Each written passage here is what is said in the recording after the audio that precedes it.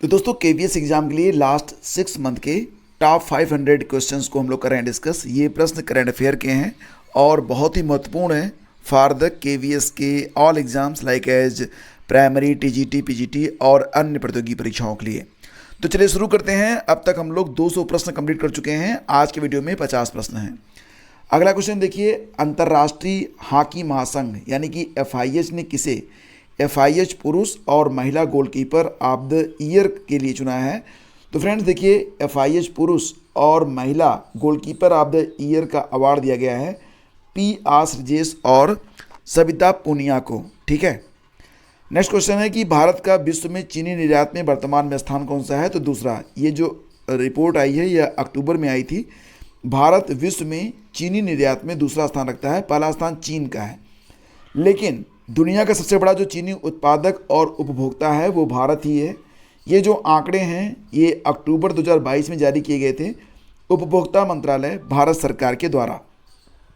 Next है विश्व शिक्षक दिवस। ये मनाया गया 5 अक्टूबर को। विश्व शिक्षक दिवस कब मनाया गया? 5 अक्टूबर को, जिसकी थीम रही शिक्षा का परिवर्तन शिक्षकों के साथ शुरू होता है। J&K जम्मू और कश्मीर का वह समुदाय जिसे एसटी का दर्जा दिया गया है। ठीक है, तो अनुसूचित जनजाति का दर्जा दिया गया है पहाड़ी समुदाय को, और इसकी घोषणा हमारे गृह मंत्री किसने की है? अमित शाह जी ने। भारत में पहली बार राष्ट्रीय डॉल्फिन दिवस मनाया गया कब? तो 5 अक्टूबर को। क्योंकि ये पहली बार मनाया गया है तो ये इंपॉर्टेंट है।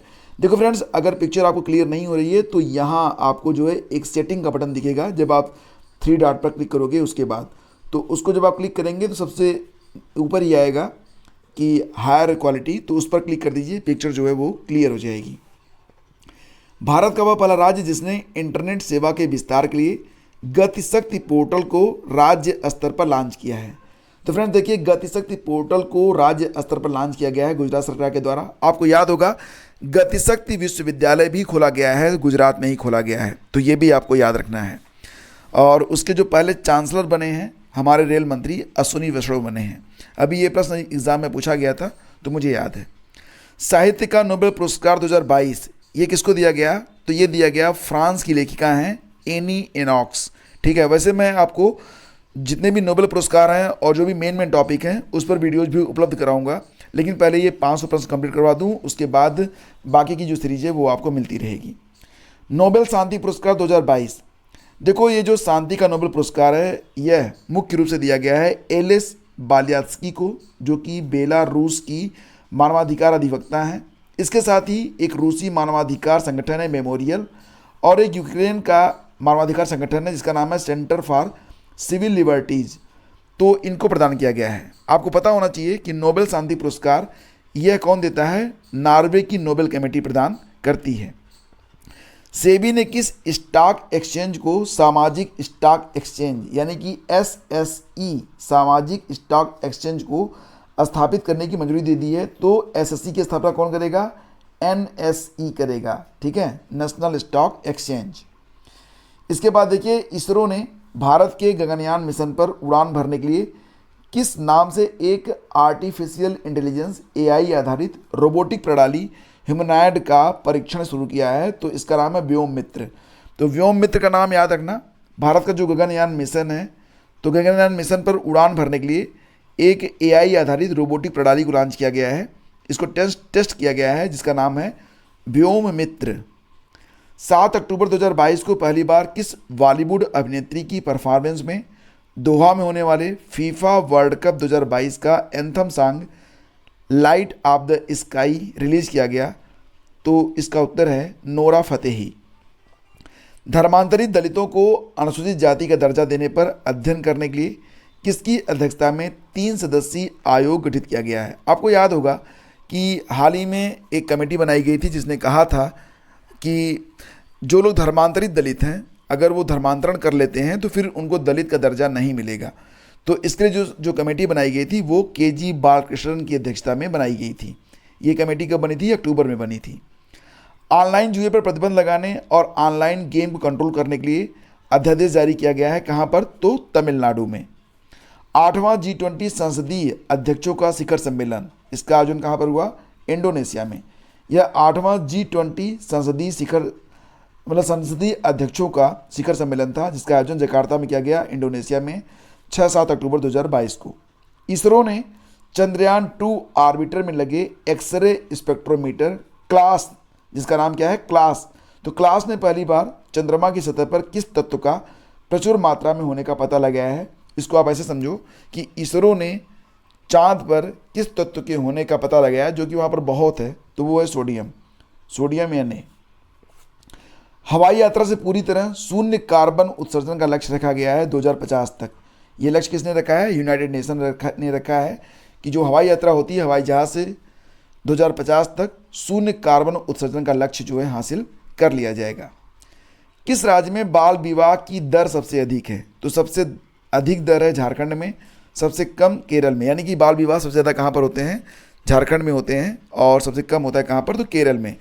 ये जो रिपोर्ट आई थी गृह मंत्रालय की जनसांख्यिकी नमूना सर्वेक्षण, उसी में ये बात बताई गई है।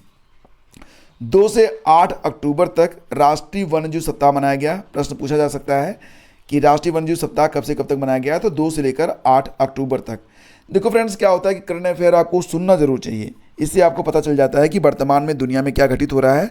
दूसरी सबसे बड़ी बात ये होती है कि परीक्षा में इससे संबंधित प्रश्न भी मिल जाते हैं और आपके अंदर एक अलग लेवल का कॉन्फिडेंस आ जाता है। इसीलिए अगर आप वीडियो देख नहीं सकते तो कम से कम उसको प्ले करके जब आप लेटें तो उसको प्ले करके आराम से सुन लीजिए, इससे भी आपको बहुत फ़ायदा मिलेगा।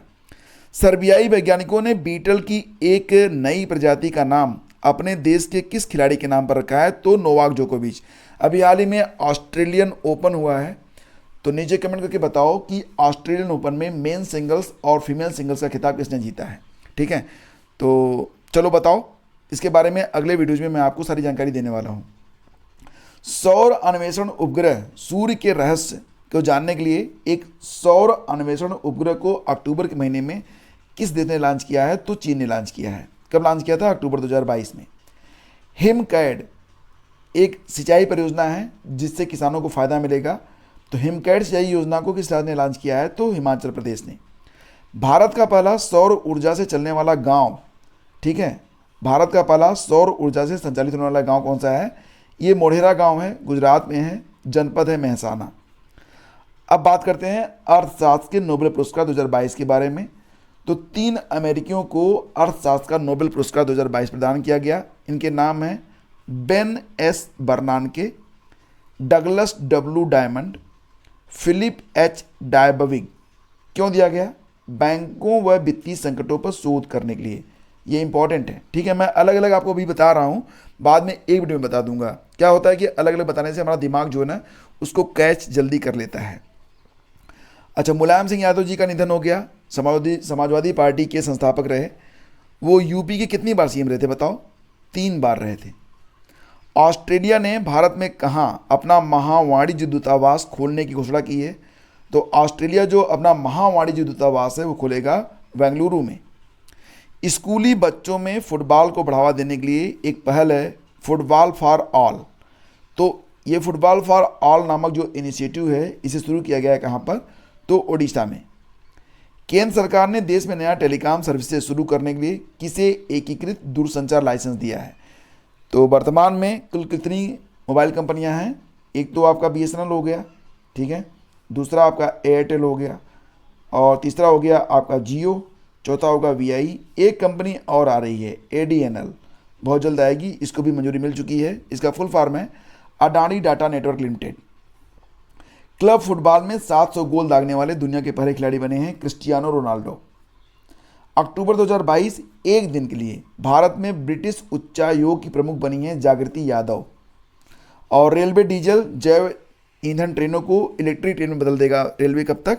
तो टारगेट है 2025 दिसंबर तक, मतलब दिसंबर 2025 तक भारत में जितनी भी डीजल से या फिर जैव ईंधन से चलने वाली ट्रेनें हैं वो इलेक्ट्रिक से चलने लगेंगी। मतलब कि भारत में 2025 के बाद आपको जो है सारी ट्रेनें इलेक्ट्रिक ट्रेन के रूप में देखने को मिलेंगी।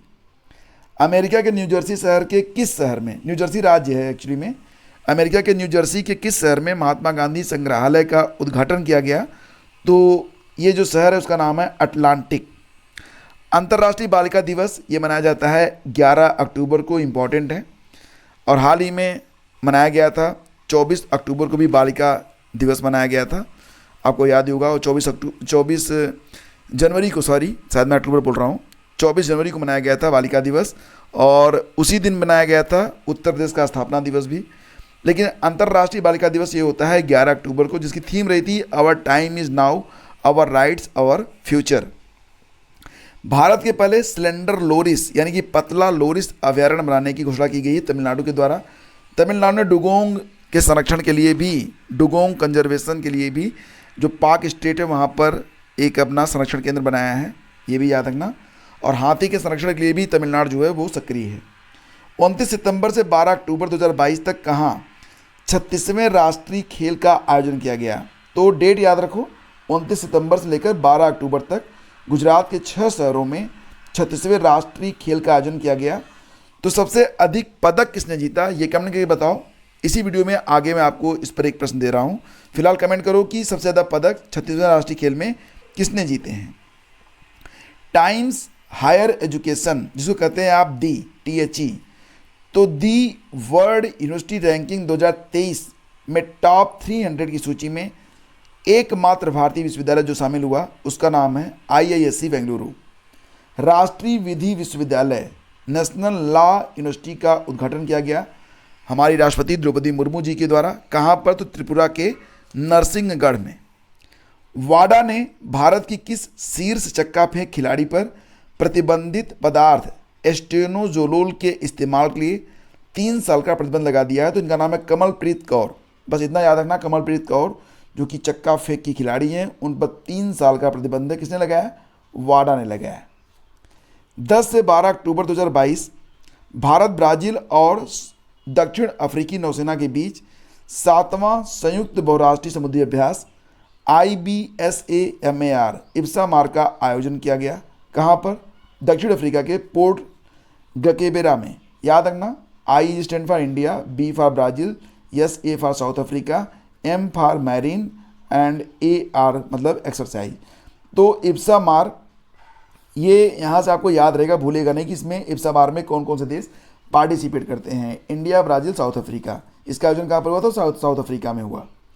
सतत पर्वतीय विकास शिखर सम्मेलन का आयोजन कहाँ पर किया गया? तो लेह लद्दाख में किया गया। लेह बोल रहा हूँ मैं, तो लेह लद्दाख में किया गया था सतत पर्वतीय विकास शिखर सम्मेलन का आयोजन। इसका क्रम कितना रहा? तो 11वां रहा। इसके बाद देखिए 13 अक्टूबर राष्ट्रपति द्रौपदी मुर्मू ने किस IIT में सुपर कंप्यूटर परम कामरूप का अनावरण किया? तो परम कामरूप का अनावरण किया गया है IIT गुवाहाटी में। PM मोदी ने हिमाचल प्रदेश में कहाँ 800 करोड़ रुपए की जल विद्युत परियोजनाओं का शिलान्यास किया? चंबा में। चंबा कहाँ पर पड़ता है? हिमाचल प्रदेश में पड़ता है, जहाँ पर 800 करोड़ रुपए की जल विद्युत परियोजना का उद्घाटन किया गया है, शिलान्यास किया गया है हमारे प्रधानमंत्री मोदी के द्वारा। अच्छा, मैंने आपसे पूछा था कि 36वें राष्ट्रीय खेल जो कि हुए थे गुजरात में 29 सितंबर से लेकर 12 अक्टूबर के बीच में, तो पदक तालिका में टॉप पर रहे सेना, 61 स्वर्ण, 35 रजत, 32 कांस्य, कुल मिला के 128 पदक के साथ। WWF की लिविंग प्लानेट रिपोर्ट आई है, इसको LPR नाम दिया गया है। LPR 2022 के अनुसार 1970 से लेकर 2018 के बीच में जो वन्य जीवों की आबादी है उसमें 69% की कमी आ गई है। मतलब बहुत बड़ी कमी यहाँ पर देखने को मिल रही है। इंसान बढ़ रहे हैं, जानवर ख़त्म हो रहे हैं। मतलब जानवर 1970 की तुलना में धरती पर कितने हैं? मात्र लगभग 30% मान लो। अब्दुल लतीफ़ रशीद का नाम याद रखो, ये इराक के नए राष्ट्रपति बने। और मोहम्मद सिया अल सुदानी, ये इराक के प्रधानमंत्री मनोनीत किए गए। ठीक है। विदेश राज्य मंत्री मीनाक्षी लेखी ने कजाकिस्तान में कहाँ महात्मा गांधी की प्रतिमा का अनावरण किया? तो ये कजाकिस्तान की राजधानी है अस्ताना, वहीं पर। 5वां दक्षिण एशियाई भू विज्ञान GEO 2022 सम्मेलन का आयोजन कहाँ पर किया गया? तो जयपुर में किया गया। तीसरे वाडा मतलब विश्व डोपिंग रोधी एजेंसी, WADA इसका जो है फुल फॉर्म है, का एथलीट जैविक संगोष्ठी 2022 का आयोजन किया गया था। कहाँ पर? तो नई दिल्ली में। और 10 से 14 अक्टूबर, अब देखो आपको लग रहा होगा कि याद तो नहीं हो रहा है, सुन तो रहे हैं, ठीक है कोई बात नहीं, कम से कम 2 बार सुनो, ठीक है, याद हो जाएगा। दूसरी बात यही, PDF भी आपको मिल जाएगी, तो उसको पढ़ लोगे तो सब याद रहेगा, ठीक है, भूलेगा नहीं। बस ये रिवीजन इसका करते रहो। 10 से 14 अक्टूबर 2022 तक कहाँ दूसरे संयुक्त राष्ट्र भू स्थानिक सूचना कांग्रेस UNWGIC का आयोजन किया गया? तो हैदराबाद में। और वैश्विक भुखमरी सूचकांक GHI 2022 ग्लोबल हंगर इंडेक्स 2022 में कुल 121 देशों में भारत की रैंक कितनी रही? 107, जबकि 2021 में भारत था 101वें स्थान पर। और ये अंतिम प्रश्न होगा, सामाजिक आर्थिक और राजनीतिक न्याय के लिए सार्वजनिक मामलों के सूचकांक 2022 PAI में किस राज्य को बड़े राज्यों की श्रेणी में टॉप स्थान मिला है? तो हरियाणा को। बाकी की जो प्रश्न है ये शीघ्र ही मैं आपको करवा दूंगा। और देखो वीडियोज आपको लगातार मिलते रहेंगे।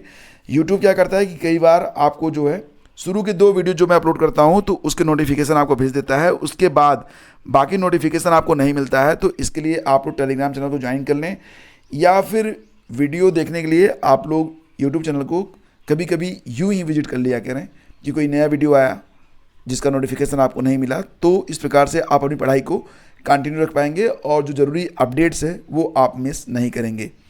तो कंप्लीट PDF जल्दी उपलब्ध करा दूंगा। Thank you so much.